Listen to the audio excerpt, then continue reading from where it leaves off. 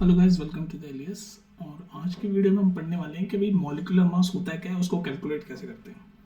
ठीक है, तो सबसे पहले ये डेफिनेशन लिखी हुई है मॉलिक्यूलर मास की। क्या लिखा हुआ है? The molecular mass of the substance is the sum of the atomic masses of all the atoms in a molecule of the substance. कहने का मतलब क्या है कि किसी भी मॉलिक्यूल का, जैसे फॉर एग्जाम्पल कोई भी मॉलिक्यूल मैंने सामने लिखा है, फॉर एग्जाम्पल H2O लिख दिया मैंने, क्या है ये? वाटर है। और मैं आपसे पूछूंगा इसका मॉलिक्यूलर मास निकालो, मॉलिक्यूलर मास निकालो, है ना। ये मैंने आपके सामने मतलब क्वेश्चन बना दिया कि H2 एक वाटर है, उसका मॉलिक्यूलर मास निकालो। H2 मतलब वाटर होता है, इसका मॉलिक्यूलर मास निकालो। तो मॉलिक्यूलर मास किसी भी सब्सटेंस का, जैसे यहाँ पर सब्सटेंस क्या है? वाटर है, H2O। तो वो क्या होता है? Is the sum of the atomic masses of all the atoms in the molecule.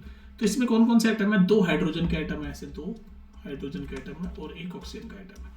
तो ये तीनों एटम का जो सम होगा ना, तीनों एटम के जो मास का जो सम होगा उसी को मॉलिक्यूलर मास बोलेंगे। मतलब हाइड्रोजन एटम का मास, यहाँ पर दो हाइड्रोजन एटम है तो 2 इंटू हाइड्रोजन एटम का मास प्लस एक ऑक्सीजन, 1 इंटू ऑक्सीजन एटम का मास, ये मिला के जो टोटल मास आएगा उसी को मॉलिक्यूलर मास बोलेंगे। समझ लो।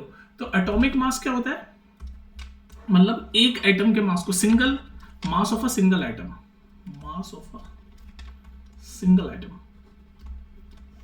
Mass of a single atom को हम एटॉमिक मास बोलते हैं। मतलब किसी भी एलिमेंट में, किसी भी कंपाउंड में जितने भी एटम होते हैं उसमें हर एक एटम के जो मास होता है उसको हम बोलते हैं एटॉमिक मास। जैसे फॉर एग्जांपल यहाँ पर मैंने H2 को एग्जांपल लिया, तो यहाँ पर हाइड्रोजन के दो एटम है, तो दो एटम, दो इंटू हाइड्रोजन का जो भी एटॉमिक मास होगा प्लस एक इंटू ऑक्सीजन का जो भी एटॉमिक मास होगा,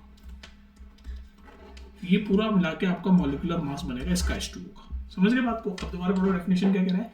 the molecular mass of the substance is the sum of the atomic masses. Sum करना है, जितने भी एटम्स हैं उनके एटॉमिक मास का सम करेंगे तो हमारे सब्सटेंस का मॉलिक्यूलर मास मिल जाएगा। अब ध्यान रखो, अब आप पूछोगे भाई हमें कैसे पता चलेगा कि हाइड्रोजन का एटॉमिक मास कितना है, जो हाइड्रोजन, एक हाइड्रोजन एटम का एटॉमिक मास कितना है, एक ऑक्सीजन एटम का एटॉमिक मास कितना है, ये हमें कैसे पता चलेगा? तो देखो, for the purpose of 9th class आपको कुछ एटॉमिक मास कॉमन जो आपके एलिमेंट्स हैं उनकी याद होनी चाहिए। जैसे हाइड्रोजन का मैंने बोला, हाइड्रोजन एक एलिमेंट है तो उसके एक एटम का मास होता है 1 यूनिट। ये यू जो होता है वो यूनिट होता है, एटॉमिक मास यूनिट। ये यू क्या है? Atomic mass unit. ये यूनिट है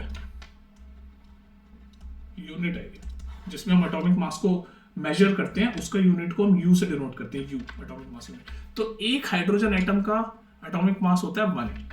सिमिलरली कार्बन का होता है, एक कार्बन एटम का एटॉमिक मास होता है 12। ये यू क्या होता है? ये यूनिट है, जैसे हम लिखते हैं ना केजी, लीटर, ये यूनिट होती है। ऐसे एटॉमिक मास का यूनिट है यू, जिसकी फुल फॉर्म होती है unified mass. Unified mass, you की फुल फॉर्म, यू का नाम होता है यूनिफाइड मास। ठीक है, जैसे हमारा जब हम लिक्विड का यूनिट होता है, किसी भी लिक्विड का यूनिट होता है लीटर, किसी वेट का यूनिट होता है केजी, तो ऐसे एटॉमिक मास का यूनिट होता है यूनिफाइड मास, जिसको हम डिनोट करते हैं यू से। तो हाइड्रोजन के एक एटम का एटॉमिक मास होता है 1, कार्बन के एक एटम का एटॉमिक मास होता है 12। ये कुछ कॉमन है जो आपको याद होनी चाहिए।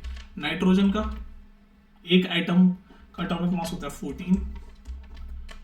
ठीक है, ऑक्सीजन का एक एटम का एटॉमिक मास होता है 16, सोडियम का 23।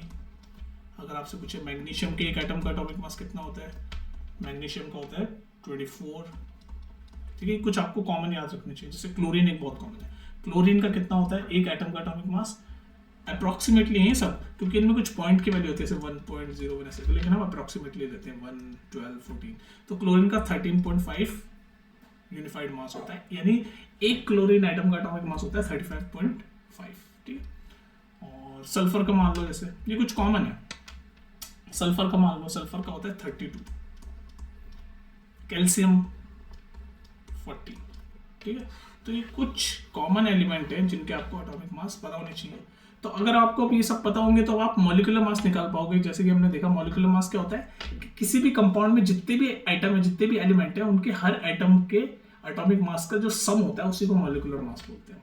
जैसे फॉर एग्जांपल अगर मैं आपसे पूछूं, फॉर एग्जांपल अभी आपके सामने ये सारे जितने भी एटम्स हैं कॉमन, इन सब का एटॉमिक मास आपको पता है। एक हाइड्रोजन एटम का 1, एक कार्बन एटम का 12, एक नाइट्रोजन एटम का 14, एक ऑक्सीजन का 16, ऐसे करके आपको ये कुछ पता है। तो अगर मैं आपसे कुछ कॉमन कंपाउंड का, एक कॉमन से सब्सटेंस का अगर मॉलिक्यूलर मास निकलवाऊं तो आप निकाल पाओगे। जैसे फॉर एग्जांपल अमोनिया NH3, अगर मैं पूछूं आपसे अमोनिया क्या होता है, पहले तो आपको अमोनिया का फॉर्मूला पता होना चाहिए।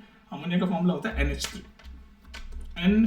ठीक है, अब मैं आपसे पूछूं, क्वेश्चन बोलूं, कैलकुलेट द मॉलिक्यूलर मास।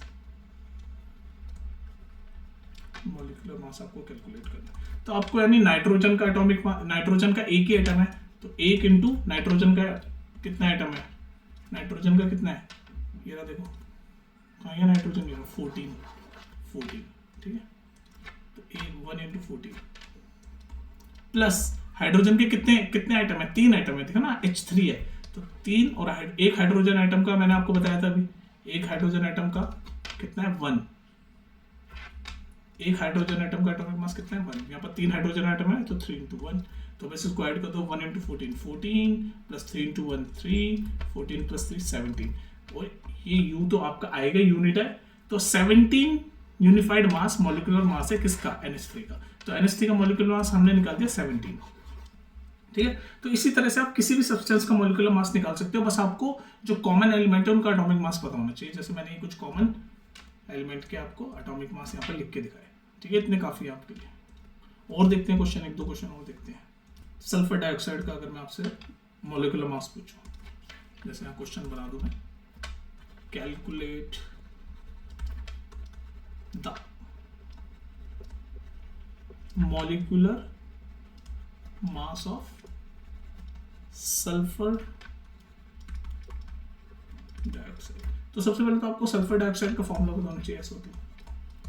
अब आपको पता है इसमें एक सल्फर का आइटम है, 2 ऑक्सीजन का आइटम है, तो आपको सल्फर का एटॉमिक मास पता होना चाहिए और ऑक्सीजन का एटॉमिक मास पता होना चाहिए, तो आप ये मॉलिक्यूलर मास पूरे सल्फर डाइऑक्साइड का आराम से कैलकुलेट कर लोगे। तो अभी देखो मैंने आपको ये बताया कुछ कॉमन, सल्फर का यहाँ पर मैंने लिखा होगा, सल्फर का एटॉमिक मास है 32 और ऑक्सीजन का एटॉमिक मास है 16, तो 32 और 16 हम यूज कर लेंगे। हमें पता है एक सल्फर का एटॉमिक मास कितना है 32 और ऑक्सीजन का कितना है 16, ये U यूनिट है, ठीक है। तो सल्फर का 32 है एटॉमिक मास, एक सल्फर एटम का एटॉमिक मास है 32, एक ऑक्सीजन एटम का एटॉमिक मास है 16।